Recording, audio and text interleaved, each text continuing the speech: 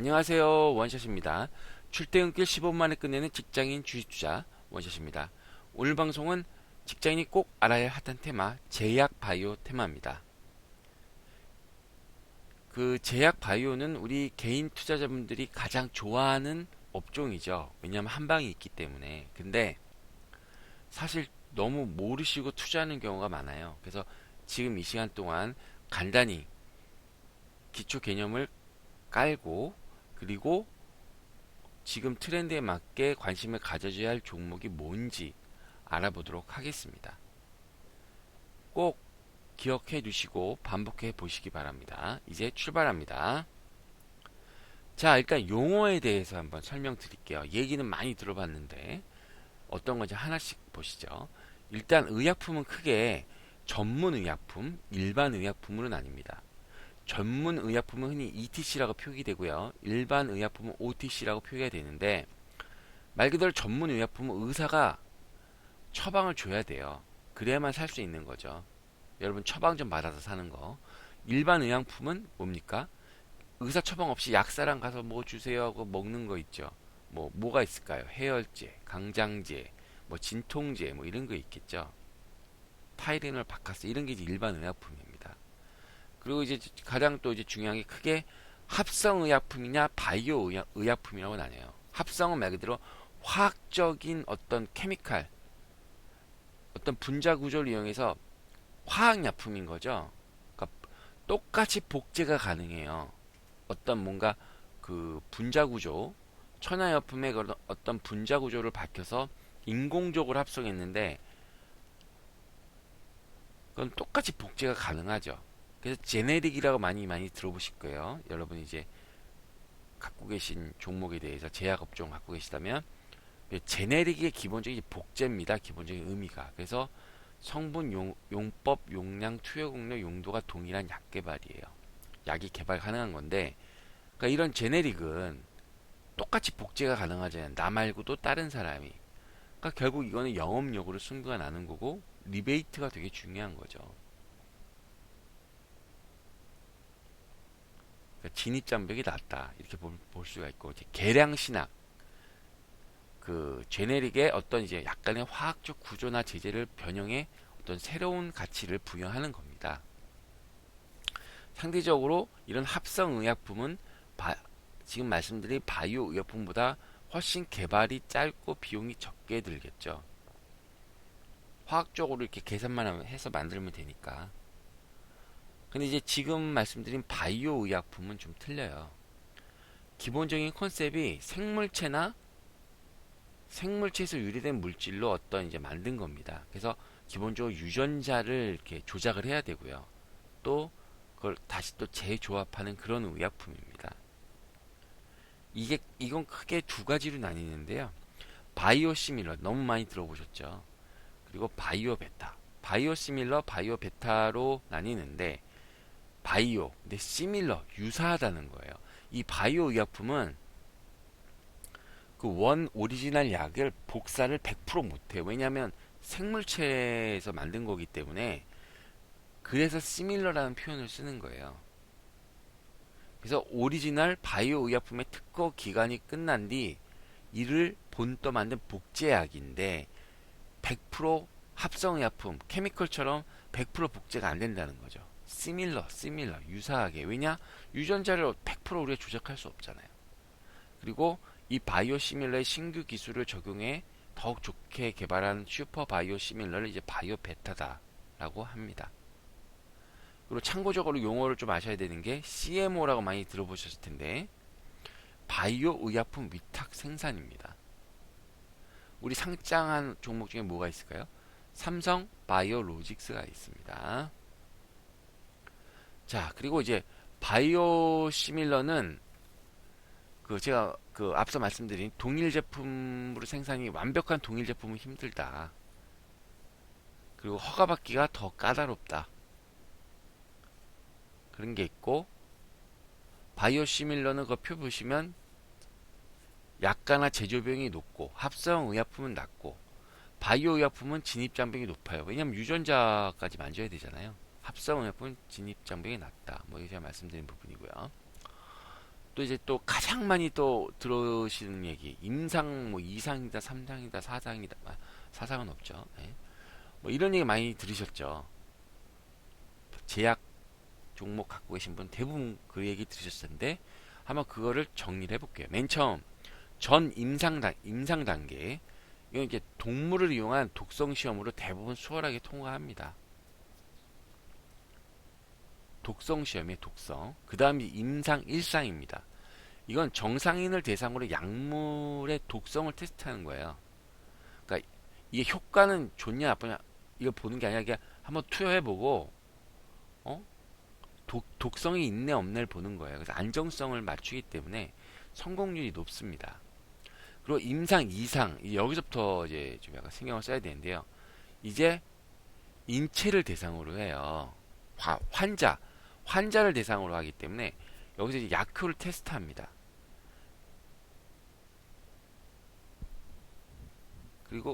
그리고 이제 사람을 대상으로 하기 때문에 성공률이 낮아요. 그리고 어떤 이제 신약 후보 물질이 시종에 제조 및 시판할 수 있는 가능성이 현실화되는 단계인데, 일단 이 임상이 통과되면 신약을 제조할 수 있고 해당 환자들의 담당 의사 처방 아래 소량이나마 유통할 수 있는 권리를 가집니다. 그러니까 임상 이상이 완료되면 주가가 반응을 해요. 근데 오래 반응 안 합니다. 3박 4일 제가 늘 말씀드린 거 2박 3일 요 정도. 자, 그다음에 가장 중요한 임상 3상입니다.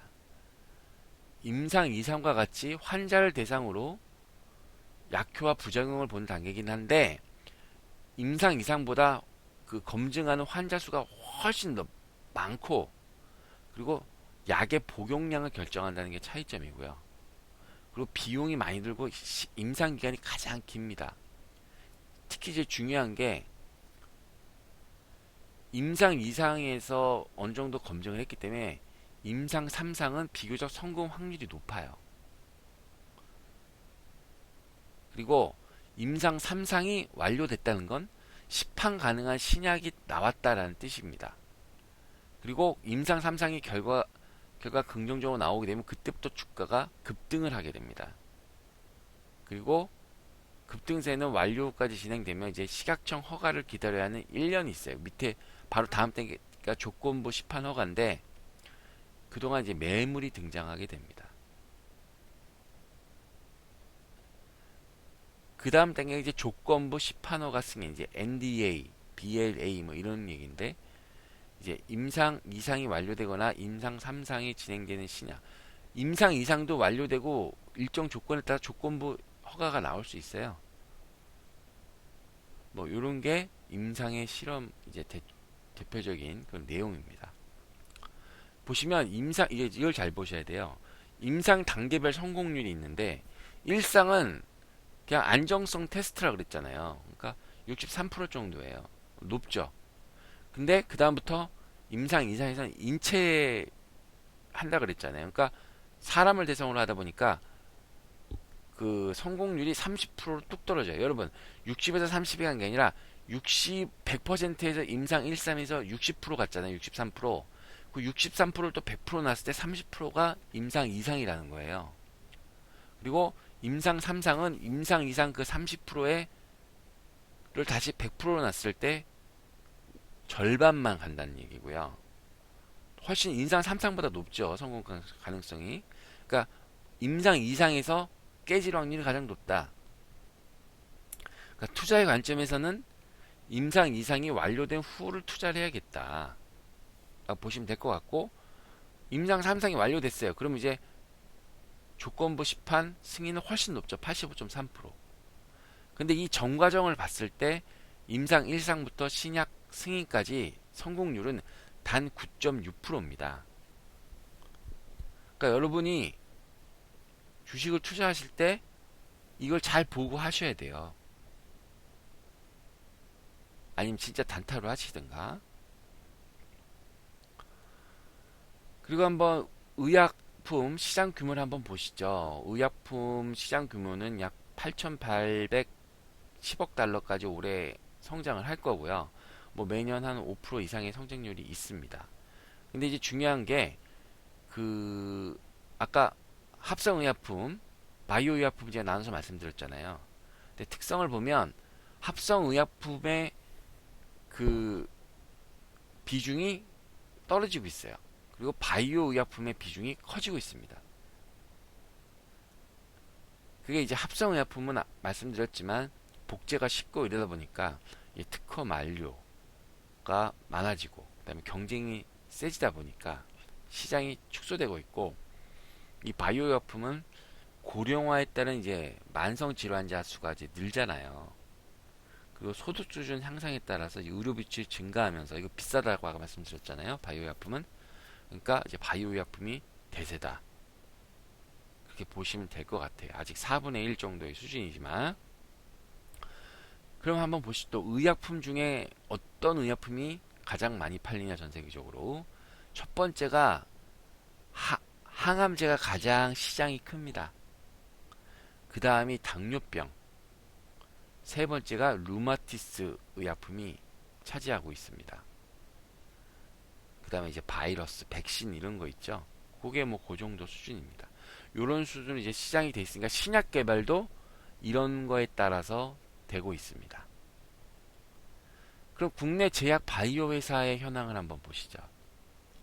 신약 개발, 줄기세포, 바이오시밀러, 유전자 및 세포 치료제, 의료기기, 이제 CMO, CRO, 유전자 정보 분석 등 크게 이제 6개 카테고리로 나뉘고 거기에 딸린 각각의 회사들이 있습니다. 이걸 제가 다 지금 설명드리긴 그렇고요. 화면을 멈춰놓고 한번 보세요. 이걸 다 분류해 놓으셔야 됩니다.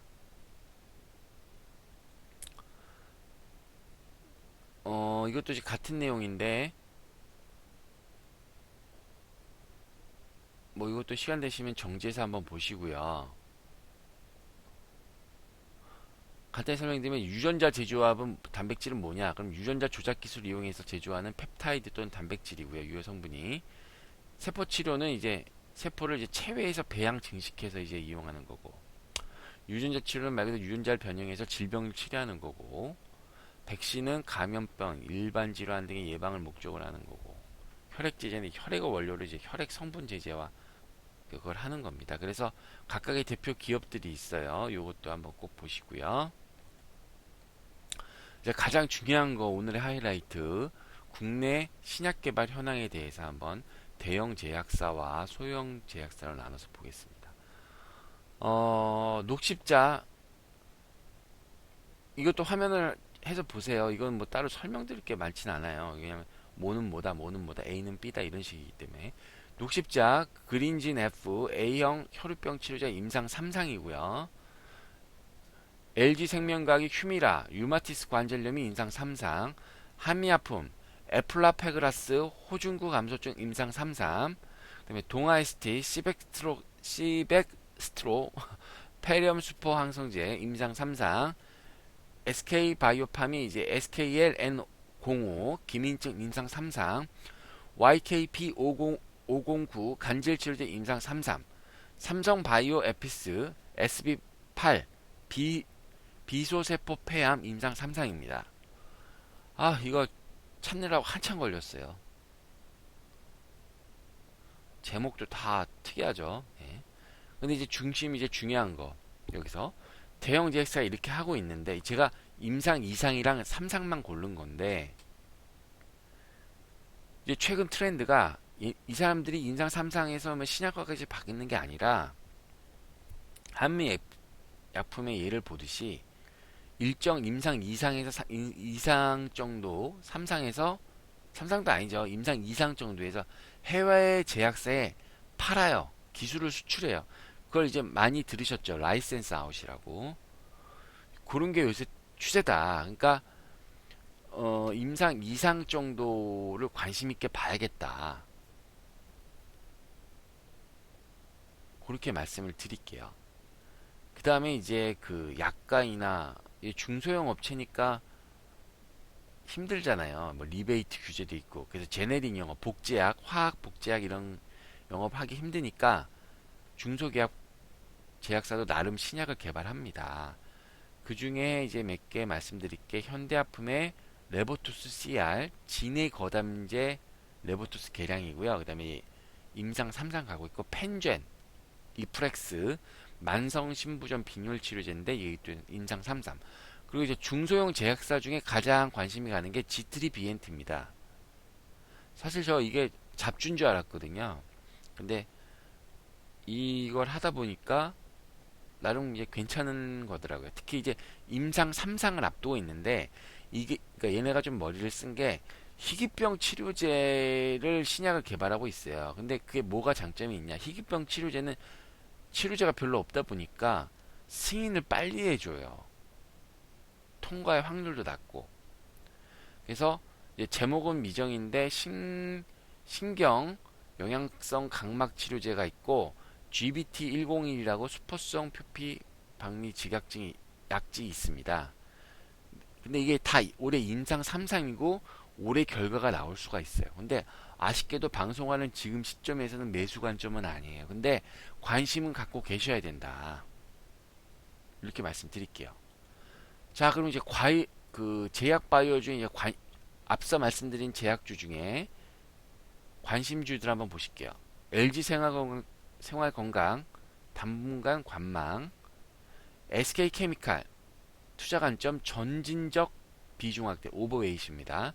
특히 SK케미칼은 밑에 그 SK바이오팜과 이제 다른 뭐 SK바이오 뭐 이런 거 해갖고 어떤 이제 수직 계열화가 유일하게 되어 있는데요. 관심 있게 봐주시고 대웅제약 투자 관점은 매수 바이입니다. 그리고 녹십자 당분간 관망, 동아에스테이트 투자 관점 당분간 관망, 펜젠 점진적인 비중 확대입니다. 오버웨이시고요. 삼해제약 당분간 관망, 현대약품 점진적 비중 확대입니다. 그 다음에 G3베인트 점진적 비중 확대. 그렇다 바로 사시는 건 아니고 예, 추천주만 사세요. 어쨌든 상황은 그렇다. 그래서 일단은 그 4월 공개 추천주를 공개하면 대웅제약입니다. 그래서 시가총액은 2370억이고요. 그리고 매출액은 2588억. 우리나라 제약주가 매출액이 그렇게 크지가 않아요. 영업이익이 194억뿐이 안됩니다. 근데 주식수는 좀 적습니다. 근데 투자 포인트는 나보타의 미국 진출이 가시화되고 있다 올해. 그리고 그 공략법은 이제 88,000원에서 87,000원 사이에 매수하시고 손절가는 83,000원이 되겠습니다. 자, 이제 4월 17일 방송 안내입니다. 주간 증시 체크 4월 3주차 방송을 하도록 하겠습니다. 어떻게 잘 보셨나요? 잘 보셨다면 구독 버튼, 좋아요 버튼 꼭 부탁드리겠습니다. 이상 원샷입니다.